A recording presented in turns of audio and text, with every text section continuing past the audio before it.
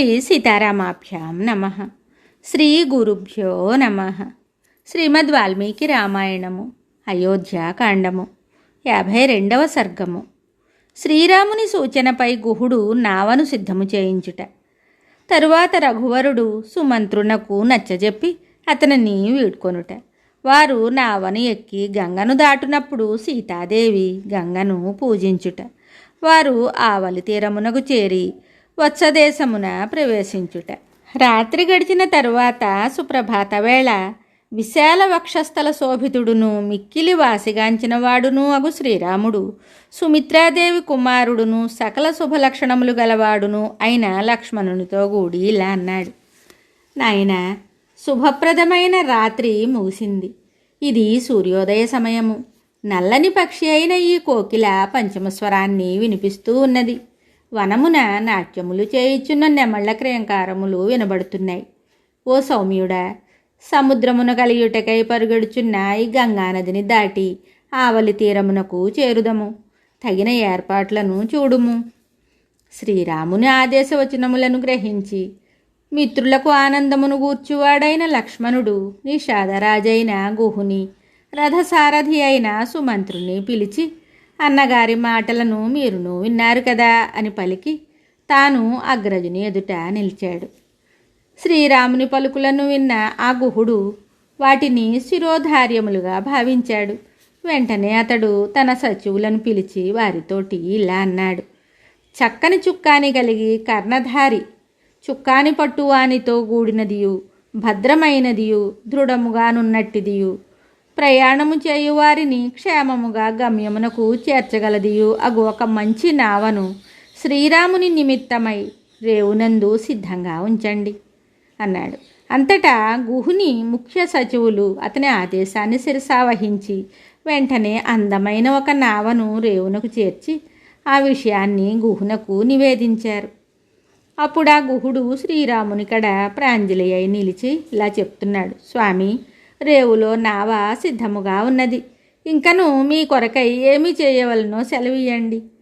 దివ్య తేజస్సు గల ఓ నరశ్రేష్ఠుడా, పితృవాక్య పరిపాలన వ్రతమును ఆచరించుచున్న ఓ రామ, సముద్ర పర్యంతము ప్రవహించుచున్న ఈ గంగానదిని దాటుటకై నావ సిద్ధపరచబడింది. దయతో దానిని అధిరోహించండి. అంతటా మహాతేజస్వి అయిన శ్రీరాముడు గుహునితో మాకు చక్కగా సహాయపడితివి. ఈ గుణపము, గంప మొదలగు వానిని నావలోకి చేర్చుము అని పలికాడు. తరువాత ఆ రామలక్ష్మణులు కవచములను తూణీరములను ధరించి నడుములకు ఖడ్గములను కట్టుకొని ధనుర్ధారులై సీతాదేవితో గూడి గంగానది రేవునకు చేరారు. అప్పుడు సుమంత్రుడు ధర్మజ్ఞుడైన శ్రీరాముని దగ్గరికి వెళ్ళి వినయంతో నమస్కరించి, నేను ఏమి చేయవలనో సెలవియండి అన్నాడు. తరువాత శ్రీరాముడు తన కుడి చేతితో సుమంత్రుని శరీరాన్ని స్పృశిస్తూ ఇలా అన్నాడు: ఓ సుమంత్ర, వెంటనే మరలి రాజుగారి దగ్గరికి వెళ్ళుము. అచ్చట ప్రమత్తుడవై ఉండుము.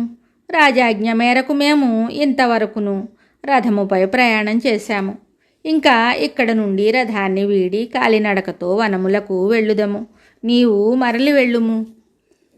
అయోధ్యకు మరలి వెళ్ళుటకై తనను శ్రీరాముడు ఆదేశింపగా రథసారథి అయిన ఆ సుమంత్రుడు వ్యాకుల చిత్తుడై నరశ్రేష్ఠుడైన ఆ రఘునందనితోటి ఇలాగంటున్నాడు: ఓ రామ, సోదరుడగు లక్ష్మణుని తోడను భార్యయగు సీతాదేవి తోడను నీవు ఒక సామాన్య మానవుని వలె వనవాసము చేయవలసి వచ్చింది.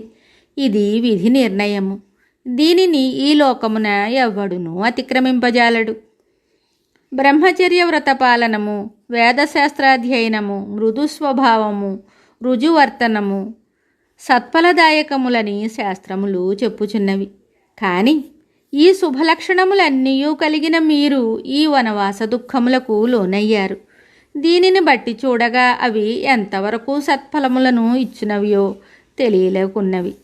మహావీరుడవైన ఓ రాఘవ, జనకుని కూతురగు సీతాదేవితో సోదరుడగు లక్ష్మణునితో కూడి తండ్రి మాటను నిలుపుటకై ఇట్లు వనములలో నివసించుట వలన ముల్లోకములను జయించిన వాని వలె వామనావతారమున ముల్లోకములను ఆక్రమించిన శ్రీ మహావిష్ణువు వలె కీర్తిగాంచెదవు. ఓ రామ, మేము ఎంతయో దురదృష్టవంతులము. మీరును మమ్ములను దూరం చేయుచున్నారు.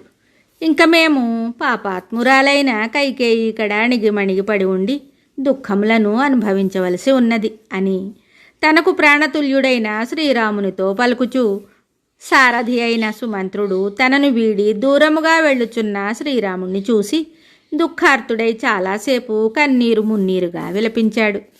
కొంత తడవుకు సుమంత్రుడు కన్నీటిని ఆపుకుని ముఖం కడుక్కుని ఆచమించాడు.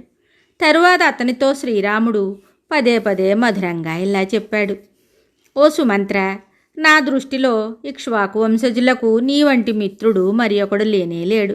కావున నా గురించిన దశరథుని దుఃఖమును తొలగించు భారము నీదే. ఆ మహారాజు కడు వృద్ధుడు. పైగా ఆయన విఫల మనోరథుడై శోకభారముచే కృంగిపోయి ఉన్నాడు. అందువలన నేను ఇంతగా చెప్తున్నాను. మహాత్ముడైన దశరథ మహారాజు కైకేయిని సంతోషపెట్టుటకై ఏ ఏ పనులను అప్పగించునో వాటిని అన్నింటినీ సాదరముగా నిర్వహింపుము. ఇది నా ప్రార్థన. రాజులు తమ అభీష్టములు నిర్విఘ్నముగా నెరవేరుటకే రాజ్యపాలన చేస్తూ ఉంటారు. ఓ సుమంత్ర, ఆ మహారాజునకు ఏమాత్రము అప్రియము కలగకుండునట్లుగాను ఆయన దుఃఖితుడు కాకుండునట్లుగాను చూడుము.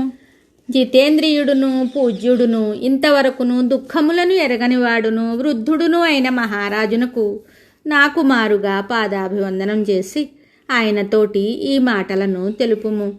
అయోధ్యను వీడి వనములలో నివసింపవలసి వచ్చినందులకు నేను గాని లక్ష్మణుడు గాని సీతాదేవి గాని మేమెవ్వరము బాధపడటం లేదు. 14 సంవత్సరముల వనవాస దీక్షను పూర్తి చేసుకుని వెంటనే మేము ముగ్గురుము తిరిగి వచ్చి మీ సమక్షమున వాలుదము. అప్పుడు మీరు మమ్మలను తనివి తీరా చూడగలరు అని మహారాజుతో పలుకుము.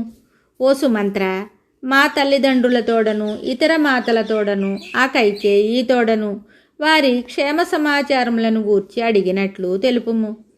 నేనును సీతయు చిన్నారి లక్ష్మణుడును కౌసల్యామాతకు పాదాభివందనములను ఆచరించినట్లు తెలుపుము. మహారాజు గారికి మేము నమస్కరించినట్లు చెప్పుము. వెంటనే తాతగారి ఇంటి నుండి భరతుని అయోధ్యకు తీసుకొని రమ్ము. రాజుగారి అభీష్టానుసారము అతనిని యువరాజ పట్టాభిషిక్తుని గావింపుము. యువరాజైన భరతుని హృదయమునకు హత్తుకుని ఆనందింపుము. ఆ సంతోషంతో ఈ దుఃఖము, మేము దూరమగుట వలన కలిగిన దుఃఖం తొలగిపోతుంది. తరువాత భరతునితోటి ఇట్లు చెప్పుము. మహారాజునందువలే తల్లులందరి ఎడల తారతమ్యములను చూపక సమాన గౌరవముతో ప్రవర్తింపుము. నీ తల్లి అగు కైకేయిని వలనే సుమిత్రామాతను, మా జనని కౌసల్యాదేవిని విశేషముగా ఆదరింపుము. తండ్రి గారి అభీష్టానుసారము నీవు యువరాజువై రాజకార్యములను నెరవేర్చుచుండుము. దానివలన ఇహపరలోక సుఖములు నీకు విరివిగా లభించును. మిగతా కథ తరువాయి భాగములో తెలుసుకుందాము. శుభం.